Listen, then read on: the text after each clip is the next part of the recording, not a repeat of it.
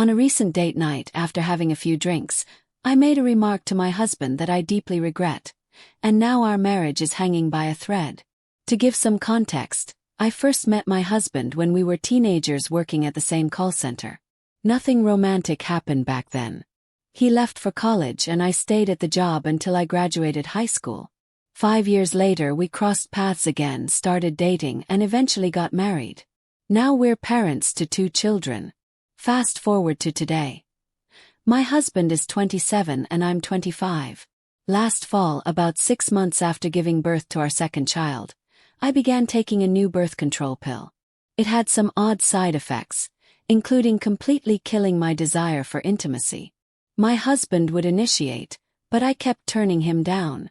After 2 weeks of this, he stopped trying. When a week passed without him making a move, I snapped and demanded, "Why haven't you tried to have sex lately?" Our first real date night since the baby's arrival came soon after.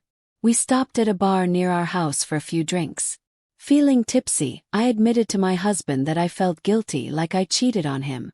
Naturally, he was alarmed and asked why I'd feel that way. I told him about a dream I had the previous week involving a guy we used to work with. In the dream, this guy confessed he liked me, and I told him I felt the same. I then started scrolling through this guy's social media in front of my husband, pointing out random details, even criticizing the appearance of the hands of the woman in a photo with him. As if that wasn't bad enough, I rambled on about the fling I'd had with this guy after my husband left for college.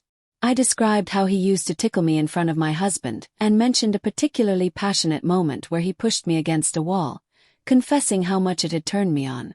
I even blurted out that maybe I mentioned it because I wanted my husband to do something like that to me. The next morning my husband was furious, not just because of what I'd said the night before, but also because of how I'd been acting over the past month. He was hurt that I'd shown no interest in intimacy with him for weeks, but then ogled another man's profile right in front of him while reminiscing about past flings. Looking back, his anger only grew when I offered to have sex right then and there. He snapped, "Your body's been off limits for the past month. But one night of talking about this guy screwing you and tickling you finally turns you on." Looking back, I can see why he feels so hurt, especially since he had a crush on me back when we first met, but never acted on it. For the past 6 months, we've had moments of peace where things feel normal, but inevitably, those comments I made resurface, leading to heated arguments. He keeps spiraling into these ideas that I only ended up with him because he graduated college, got a good job, and that the other guy was no longer an option. He believes that given the chance, I would cheat on him with a former coworker, and it's tearing us apart. When he questioned me later about why I even brought up that guy, I explained it was because back then I felt confident in myself. I was at my lowest weight and happiest. Over the course of our relationship, I've gained about 75 pounds, and my husband now believes I've stayed with him out of depression. While the other guy represents a time when I felt truly alive and attractive, now my husband has become withdrawn, emotionally distant, and hardly speaks to me. He doesn't touch me anymore, and we haven't been intimate in almost 2 months. His detachment has even extended to our children. I love him deeply, but he's convinced that my heart belongs to someone else from 8 years ago. At one point, he even told me he wished I had ended up with that guy so he wouldn't have to deal with this pain now. I don't want a divorce, but I can't continue living this way. I desperately want to rebuild what we had before everything fell apart. When my husband asks about the past, he's latched onto the idea that the other guy got my younger, more carefree and sexy side, while he's been left with the responsibilities of marriage, kids, bills, and a less than thrilling sex life. He's hurt imagining that I was more passionate with someone else. He even said, "Do you think that guy is looking through your Facebook, reminiscing about how amazing you were, especially now that you've gained weight?" He wouldn't even give you a second glance. I've tried explaining that my feelings for the other guy are non-existent and that my comments were never about him. They were about how I used to feel about myself back then. Confident and attractive, things I've struggled with for years. I've apologized repeatedly, promising to make it up to my husband.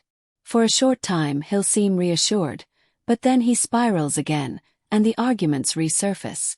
We've been together for 7 years and have 2 kids. I can't bear the thought of our marriage ending over this. I've made an effort to show him I'm committed. I stopped bringing up the other guy entirely, unfriended him on social media, and only discuss him when my husband presses for answers. I've started working out with my husband to improve my health and show my dedication to fixing things. Despite these efforts, our sex life remains inconsistent, heavily influenced by whether my husband is dwelling on the issue. During one of our arguments, he pointed out my weight gain, saying cruelly, "Do you really think that guy would even look at you now? You've gained so much since then." It hurt deeply as I'm already painfully aware of how my body has changed after 2 pregnancies. In these fights, he brings up every detail I've shared. How I once called the other guy attractive.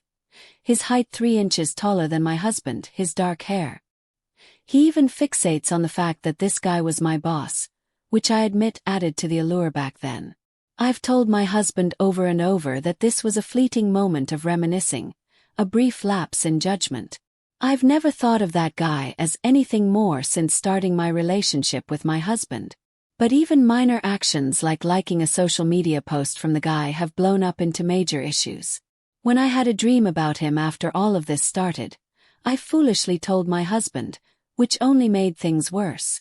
He keeps asking me if I still fantasize about that guy or if I even find my husband attractive anymore. I repeatedly reassured him that my love and attraction are for him alone, but the hurt seems too deeply rooted now. I don't know how to bridge this gap, and I feel like no matter how much I do or say, it's never enough.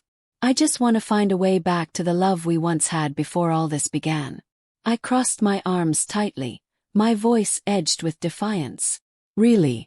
You're turning this on me now?" Eric sank into the nearest chair, looking utterly defeated, like the weight of everything had finally crushed him. He twisted the cap off a water bottle, taking a slow, deliberate sip before speaking. "Imagine needing to disappear for a whole day just to feel some peace. Let that sink in for a second." I felt a lump rise in my throat, but I refused to let it show. My voice wavered, betraying my frustration. "Don't even try to flip this around. I know exactly what you're doing. Playing the victim and trying to make me feel bad." He leaned back, his face unreadable, his words cutting deeper than I wanted to admit. "For years, I thought my job was to protect you from stress from life. Never did I think I'd have to shield myself from you." The silence between us was thick and suffocating. I struggled to form a response, finally managing a shaky, "Are you done?" Eric nodded and stood slowly, his movements deliberate, almost heavy. "Yeah, I'm done." Without another word, he disappeared into the bedroom, leaving me frozen in place. His words replaying in my mind over and over. That night I couldn't sleep. I lay awake in the dark, scrolling aimlessly through my phone to distract myself. A video popped up, a relationship expert talking about men and their silence. "Men often bear their struggles quietly," the speaker said solemnly. "They don't ask for help, they retreat."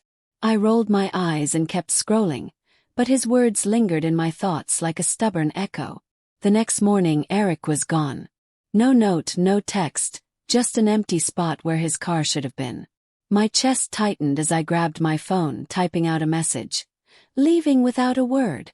Real mature, Eric." I hit send and waited. Nothing. The kids' voices filled the house as they prepared for school, but my nerves were frayed. Logan, our 6-year-old, tugged gently at my sleeve. "Mommy, can you tie my shoes?" he asked in a small voice, his patience striking me. "Not now, Logan," I snapped, barely sparing him a glance. From the other room, Emma, our 9-year-old, whined loudly. "I can't find my tablet." "Emma, if you keep crying about that tablet, I swear I'm going to lose it," I yelled, my voice sharper than I intended. Logan stood there quietly, his wide, unblinking eyes, so much like Eric's, staring up at me. There was something in his gaze that made guilt creep up my spine. I exhaled slowly, kneeling to tie his shoes. By early afternoon, Eric finally responded. "I'll be back later. Don't wait up." My heart pounded as I read the message. I immediately called him. When he answered, his tone was cold and detached. What's that supposed to mean? I demanded. Don't wait up. It means exactly what it says, he replied flatly, and before I could respond, he hung up. That evening Eric returned.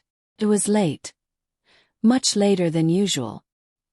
He moved methodically, setting his keys on the counter, draping his jacket over a chair, all without a word. I stood watching him, anger bubbling under my skin. He looked at me briefly, and his expression wasn't anger or exhaustion. It was emptiness. Are you done sulking? I asked, my tone sharper than I intended. For a moment he said nothing, just sighed. A low, weary sound that carried a weight I didn't fully understand. I'm tired, Claire, he said softly. Something in his voice made my chest tighten. It wasn't the kind of tired that a good night's sleep could fix. I folded my arms, refusing to let my guard down. Yeah, well, so am I. You think I have it easy? He didn't take the bait. No snarky comeback, no sharp remark. Instead, he just looked at me, a long, searching gaze that left me unsettled. That's the problem, he said quietly. I don't think you even know what you want. But I do now.